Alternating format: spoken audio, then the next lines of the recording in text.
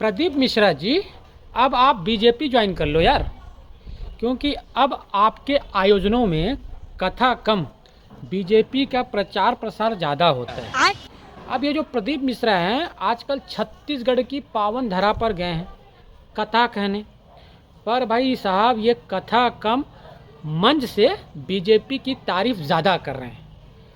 कल की बात है, उन्होंने जैन जी के संस्कारों पर सवाल उठाया और कहा लोग उन मोदी जी के बारे में जो मोदी जी हर सनातनियों के दिल में बसते हैं। भाई साहब मेरे दिल में नहीं बसते। हाँ, वो मोदी जी जिनके कारण विश्व में भारत का डंका बज रहा है। कहाँ बज रहा है भाई साहब? प्रदीप मिश्रा ज़रा बताएंगे आप? ये डंके वाली बात का भी मैं आगे आपको मुँह तोड़ जवाब दूंगा हैं।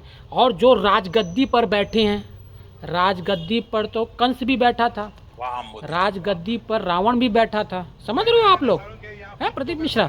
तो आप ऐसे प्रधानमंत्री के बारे में जैन जी गालियां दे रहे हैं। ये बताना चाह रहे थे कि जंतर मंतर में जो अभी सीजेपी का प्रोटेस्ट हुआ, वहाँ पर मोदी जी को गाली देने से बेचारे कितने आहत हैं ये।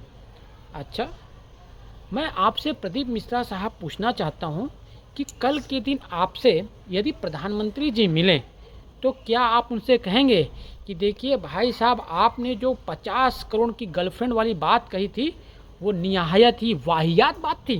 शाबाश बेटा। और कांग्रेस की विधवा गर्लफ्रेंड जो आपने कही थी वो तो एकदम ही घटिया मानसिकता वाली बात थी। क्या आप में इतनी हिम्मत है कि आप हमारे देश के प्रधानमंत्री नरेंद्र मोदी से ऐसी बात कह सकते हैं? अब इन्होंने डंका वाली बात की कि प्रधानमंत्री मोदी का डंका विश्व में बज रहा है। कहाँ बज रहा है?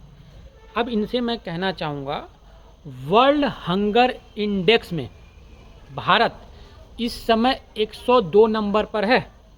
कितने शर्म की बात है और चुल्लू भर पानी में डूब मरने वाली बात है।